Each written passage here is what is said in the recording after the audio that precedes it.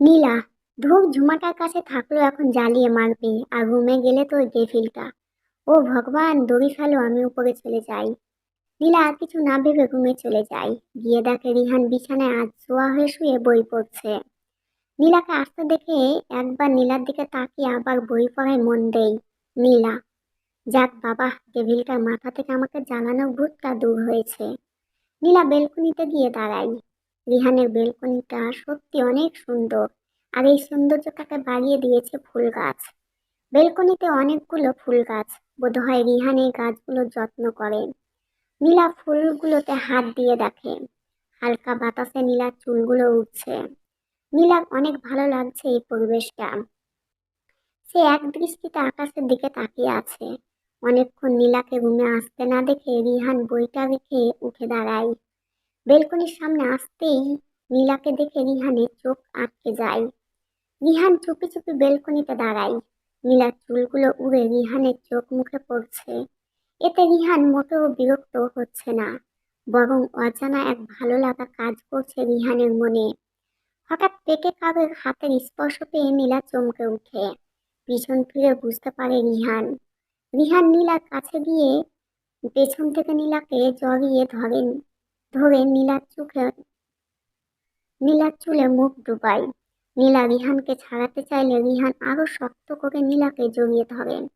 নীলা, কি হচ্ছেটা কি? ছাড়ুন আমায়। রিহান নীলার কথা শুনে কিছু না বলে নীলাকে ছেড়ে দেয়। নীলা সেখান থেকে চলে আসে। রুমে এসে নীলা পিছন ফিরে দেখে রিহান দু হাত পকেটে গুজে মুচকি হাসছে। নীলা আর কিছু না বলে রুমে চলে আসে। সারাদিন নীলা আর ভালোই কাটে, ঝুমার সাথে অনেক গল্প করে। তাছাড়া কালকে নীলার বাড়ি থেকে লোক আসবে, ভাবতেই নীলার খুশি খুশি লাগছে। রাতে নীলা ভয়ে ভয়ে রুমে ঢুকে, দেখে কেউ নেই। নীলা, যাক বাবা, বাঁচা গেল। অসভ্যটা রুমে নেই, আমি এই সুযোগে চেঞ্জ করে আসি। এইসব শাড়ি টাড়ি পরে কি ঘুমানো যায় নাকি, আজব। নীলা নিজের লাগেজ থেকে একটা লং টপ আর একটা প্লাজো বের করে নিয়ে ওয়াশরুমে চলে যায়। এদিকে রিহান বেলকনিতে ছিল, কেউ এসেছে ভেবে রুমে আসতেই দেখে কেউ নেই। রিহান ওয়াশরুমের দরজা ধাক্কা দিতেই বুঝতে পারে ভেতর থেকে লক করা। রিহান বিছানায় বসে পড়ে। কিছুক্ষণ পরেই নীলা ওয়াশরুম থেকে বের হয়। রিহান নীলাকে দেখে একদম হা। রিহানের মুখ থেকে আচমকা বেরিয়ে আসে, খুব সুন্দর। নীলা রিহানের কথায় বিরক্ত হয়নি, বরং এই প্রথমবার রিহানের মুখের কথায় নীলার ভালো লাগছে। রিহান ধীর পায়ে নীলার দিকে এগোতে থাকে। রিহানকে এগোতে দেখে ভয়ে ঢোক গিলছে নীলা। নীলা শক্ত হয়ে এক জায়গায় দাঁড়িয়ে আছে। রিহান নীলার অনেকটা কাছে চলে আসে। রিহানের প্রতিটা হার্টবিট যেন নীলা গুনতে পারছে। নীলা চোখ মুখ খিচে বন্ধ করে আছে। রিহান নীলার কানের কাছে মুখ নিয়ে ফিসফিসিয়ে বলে, বেবি, আমাকে পাগল করার জন্য তুমি তৈরি দেখছি। বলে নীলার কানে চুমু দেই। নীলা যেন ফ্রিজ হয়ে গেছে রিহানের ঠোঁটের ছোঁয়ায়। রিহান নীলার কোমর জড়িয়ে ধরে টেনে নিজের কাছে নিয়ে আসে। নীলা আবার খানিকটা বিরক্ত হয়ে যায়। নীলা, আপনি কেমন মানুষ বলুন তো? আমার অতীতটা জানার পরও আপনি কেন আমার সাথে এমন করছেন? হ্যাঁ, মানলাম আপনি আমার স্বামী, আমার উপর আপনার সম্পূর্ণ অধিকার আছে, কিন্তু তাই বলে প্রথম দিন থেকে আপনার অধিকার দেখাবেন? আমাকে কি একটু সময় দেওয়া যেত না? নীলার এমন রিয়াক্টে রিহান চুপ মেরে যায়। নীলাকে এক প্রকার ধাক্কা দিয়ে দূরে সরিয়ে দিয়ে রুম থেকে বের হয়ে যায়। রিহান চলে যাওয়ার পর নীলা বিছানায় একপাশে শুয়ে কেঁদেই যাচ্ছে। রিহানের এমন অধিকার ফলনাকা যেন নীলা কিছুতেই মানতে পারছে না। প্রায় 3 ঘন্টা পার হয়ে যায়, রিহান রুমে আসে না। নীলাও কাঁদতে কাঁদতে ঘুমিয়ে পড়ে। এদিকে রিহান ছাদের রেলিং ধরে আকাশের দিকে মুখ করে দাঁড়িয়ে আছে।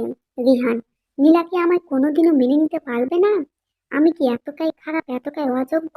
ও কি কোনোদিনও রাহুলকে ভুলতে পারবে না? ও শুধু আমার রাগটাই দেখলো, অত্যাচারটাই দেখলো, আমি যে ওকে প্রথম দিন থেকে ভালোবেসে ফেলেছি বুঝতে পারে না ও।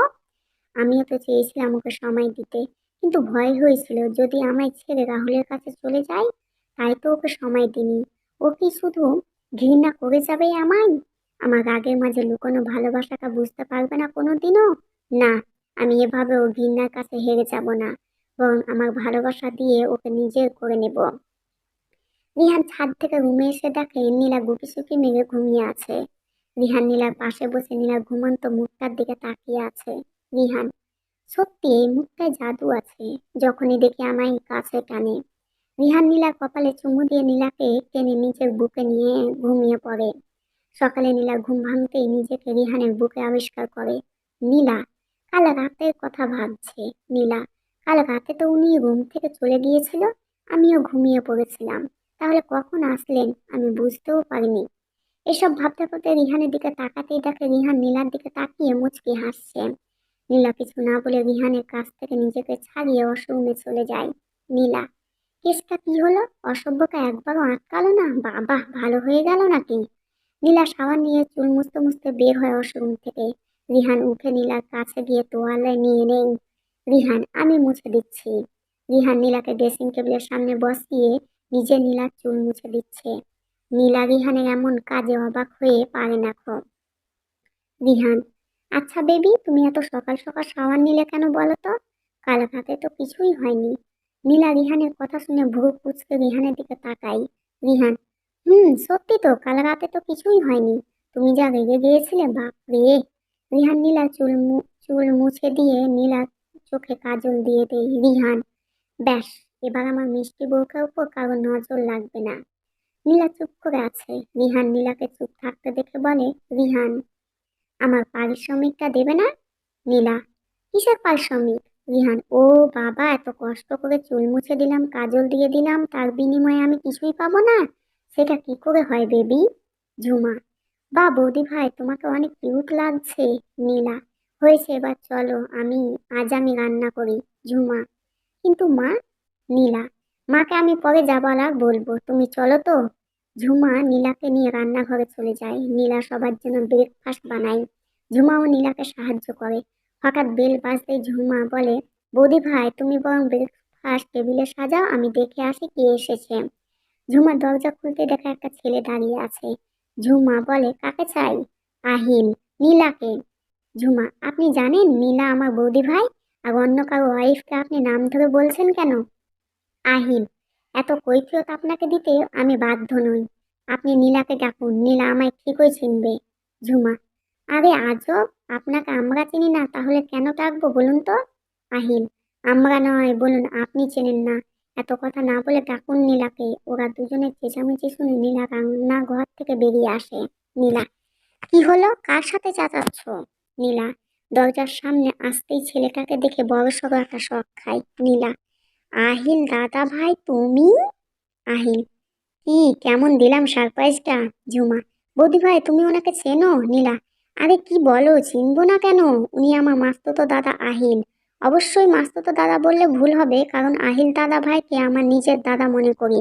উনি আমার বিয়েতে থাকতে পারেননি, দেশের বাইরে ছিলেন তাই। আহিল দাদা ভাই, তুমি দেশে ফিরলে কবে? আহিল, এই তো কাল। আর আজ নাকি মামনিরা আসবে তোকে নিতে। আমাকেও বলেছিল তোকে দেখে যেতে, তাই ভাবলাম আমি আগে এসে তোকে সারপ্রাইজটা দিয়ে দিই। তাই মামনির কাছ থেকে ঠিকানা নিয়ে চলে এলাম। নীলা, খুব ভালো করেছো দাদা ভাই, আমি খুব খুশি। এই দেখো, তোমাকে বাইরে দাঁড় করিয়ে সব কথা বলে ফেলছি। তুমি ভেতরে এসো। বলে আহিলের হাত ধরে টেনে ভিতরে আনে নীলা। রিহান নিচে নামছিল এমন সময় দেখে নীলা একটা ছেলের হাত ধরে বসতে বলছে। মুহূর্তে রিহানের ভিতরে ভয় ঢুকে যায়। রিহান, ছেলেটা রাহুল নয় তো? রাহুল কি নীলাকে ফিরিয়ে নিয়ে যেতে এসেছে? না না, এটা হতে দিব না। নীলা আমার বিয়ে করা বউ, নীলা এখন আমার আমানত। ওর দিকে কেউ নজর দিতেও পারবে না। রিহানের রাগে চোখ মুখ লাল হয়ে যায়, হাত দুটো মুক্তিবদ্ধ করে আছে।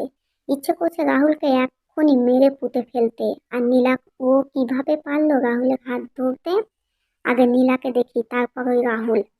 নীলাকে আর কিছু বলার সুযোগ না দিয়ে রিহান নীলার হাত ধরে টানতে টানতে রুমে নিয়ে যায়।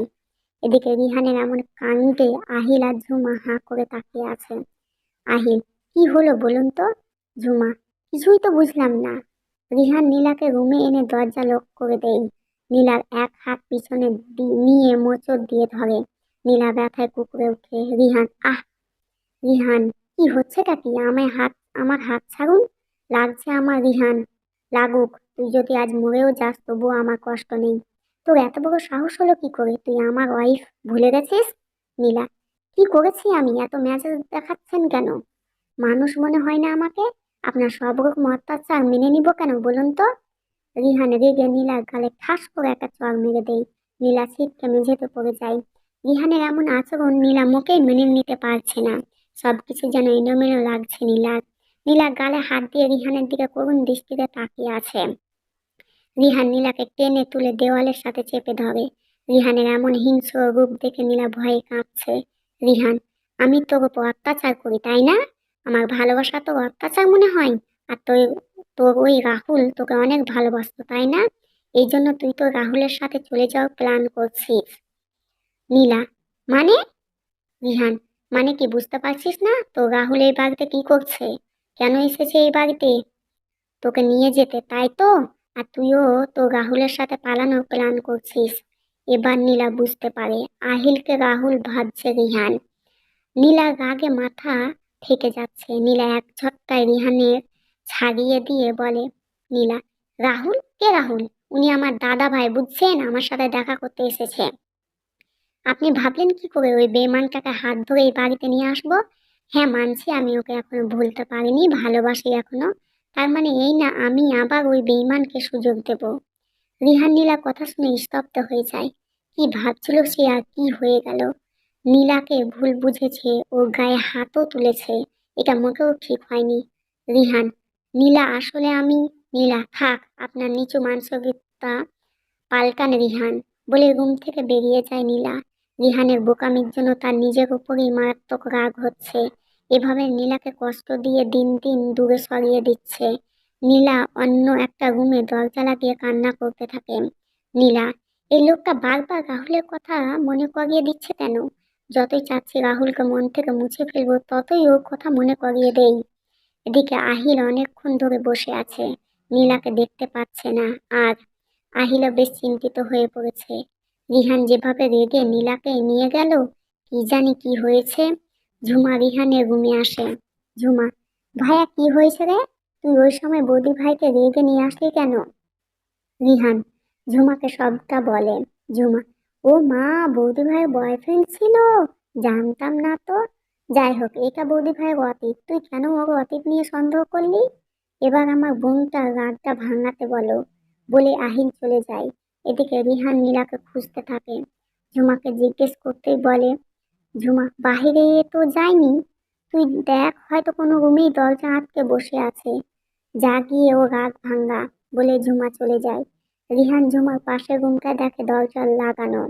ঘরের ভেতরে মনে হচ্ছে কেউ কান্না করছে। রিহানের বুঝতে বাকি রইল না নীলা এই রুমে আছে। রিহান, নীলা দরজা খুলো। নীলা কোনো সাড়া দেয়নি। রিহান এবার চিন্তায় পড়ে যায়। কিভাবে রাগ ভাঙাবে এই মেয়ে, তো দরজাই খুলছে না। রিহান আরো কয়েকবার নীলাকে ডাকে। রিহান, নীলা, আমার ভুল হয়ে গেছে সোনা, একটু বোঝার চেষ্টা করো প্লিজ, আর এমন হবে না। দরজা খুলো প্লিজ বেবি। নীলা নাছক বান্দা, দরজা খোলার নামও নেয়নি। রিহান এবার খানিকটা রেগে যায়। রিহান, তুমি দরজা খুলবে নাকি আমি ভেঙে ঢুকবো? নীলা তাও দরজা খুলে না। এবার রিহান রেগে দরজায় লাথি মারে। লাথির শব্দ শুনে নীলা ভয় পেয়ে যায়। যদি সত্যি সত্যি রিহান দরজা ভেঙে ফেলে, তাহলে তো ওর কপালে শনি লেখা আছে মনে হয়। নীলা এক লাফে উঠে দরজা খুলে দেয়। নীলা দরজা খুলতেই রিহান ঘরে ঢুকে দরজাটা আবার লাগিয়ে দেয়। নীলা বেশ ভয় পেয়ে যায়। রিহান, নীলা, আই এম সরি। সত্যি বুঝতে পারিনি উনি তোমার দাদা। কি বলো তো, সারাক্ষণ তোমার মুখে ওই রাহুলের নাম শুনতে শুনতে আমার মাথায় শুধু একটাই নাম ঘুরপাক খাই। যদি তুমি আবার রাহুলের কাছে চলে যাও তো? আই এম সরি সোনা, আর মারবো না তোমায়। এই কান ধরছি দেখো। নীলা, কি পেয়েছেন আমাকে? কাঠের পুতুল আমি? যখন ইচ্ছা হবে মারবেন, আবার ইচ্ছে হলে সরি বলবেন। আপনি আমাকে কিছু বলতে দিয়েছিলেন? আপনি জানতে চেয়েছিলেন ছেলেটা কে? তার আগেই আপনি যা নয় তা বলেছেন। কেন বলুন তো? আমি কি মানুষ না? আপনার সব রকম অত্যাচার কেন সহ্য করব আমি? রিহান, নীলা, একটু শান্ত হও প্লিজ। বললাম তো আর এমন হবে না। নীলা, ডোন্ট টাচ মি, ওকে? আমি আর আপনার সাথে এক মুহূর্ত থাকবো না। আপনি একটা জানোয়ার। আপনি প্রথম দিন থেকেই আমার উপর অত্যাচার করেই যাচ্ছেন। আমি চলে যাব, আপনার সাথে থাকবো না আমি। রিহান, চলে যাবে মানে? তুই কি মনে করিস আমি তোকে এত সহজেই যেতে দিব? No away. আমি স্বামী হই তোর, তোকে মারতে পারি আবার ভালোবেসে কাছে টেনে নিতেও পারি। তুই চলে যাওয়ার কথা মাথায় আনলি কি করে? শোন, আমি বেঁচে থাকতে এটা কখনো হবে না। আমায় ছেড়ে চলে যাওয়া ভূত মাথা থেকে নামিয়ে ফেল। আমি মরে গেলে যা ইচ্ছা করিস। নীলা, আমি চলে যাব। আমি আপনার সাথে থাকবো না। আপনি খারাপ। আপনি শুধু আমার ওপর অত্যাচার করেই যান। আমার রাহুলই ভালো ছিল। আপনি খারাপ। রিহান এবার নিজের রাগে কন্ট্রোল হারিয়ে ফেলে। গায়ের সমস্ত শক্তি দিয়ে নীলার গালে কষে চড় মারে। নীলা ছিটকে বিছানায় পড়ে যায়। রিহান, তো রাহুল রাহুল রাহুল, বিয়ের প্রথম দিন থেকে সে একই নাম বলে যাচ্ছিস। তো রাহুল তোকে কতটা কষ্ট দিয়েছে ভুলে গেছিস, তাই না? আর আমার ভালোবাসা তোর চোখে পড়ে না? তো রাহুল কি আমার থেকেও বেশি ভালোবেসেছিল তোকে? রিহান রেগে চিৎকার করে কথাগুলো বলতে থাকে, কিন্তু নীলার কোনো রিয়াকশন না পেয়ে রিহান নীলার কাছে গিয়ে নীলার হাত ধরে টান দিয়ে সোজা করতেই দেখে নীলা সেন্সলেস হয়ে পড়ে আছে। রিহান রাগে নিজের হাত দিয়ে দেওয়ালে কয়েকটা আঘাত করে, তারপর রুম থেকে বেরিয়ে যায়। কিছুক্ষণ পর ঝুমা এসে রুমে দেখে নীলা ওভাবে বিছানায় পড়ে আছে। ঝুমা দৌড়ে নীলার কাছে এসে নীলাকে ডাকতে থাকে। ঝুমা, বৌদি ভাই কি হয়েছে তোমার? ঝুমা বুঝতে পারে নীলা সেন্সলেস হয়ে আছে। ঝুমা দ্রুত পানি এনে নীলার মুখে ছিটাতেই নীলা সেন্স আসে। ঝুমা, বৌদি ভাই কি হয়েছে বলো তো? তুমি সেন্সলেস হলে কিভাবে? নীলা, জানি না। ঝুমা, আচ্ছা চলো তোমাকে আমি রুমে দিয়ে আসি, রেস্ট নেবে চলো। ভাইয়া যে কোথায় গেল খবর নেই কোনো। এদিকে তোমার এই অবস্থা, সে খেয়াল আছে ওর? নীলা, তুমি যাও ঝুমা, আমি নিজে রুমে যেতে পারবো। ঝুমা, ওহ চলো তো। ঝুমা জোর করে নীলাকে রুমে শুইয়ে দিয়ে আসে। নীলা, ঝুমা শোনো। ঝুমা, বলো। নীলা, বাবা মাকে কিছু বলো না কেমন, শুধু শুধু টেনশন করবে। ঝুমা, আচ্ছা বলবো না, তুমি রেস্ট নাও। আমি তোমার আর ভাইয়ার খাবারটা রুমে দিয়ে যাব, তোমার নিচে নামার দরকার নেই। ঝুমা চলে যায়। নীলা দু চোখ বন্ধ করে। ঝুমা রিহান আর নীলার খাবারটা নিয়ে এসে দেখে নীলা বেলকনিতে দাঁড়িয়ে আছে। ঝুমা, বৌদি ভাই, ভাইয়া এখনো বাড়িতে আসেনি।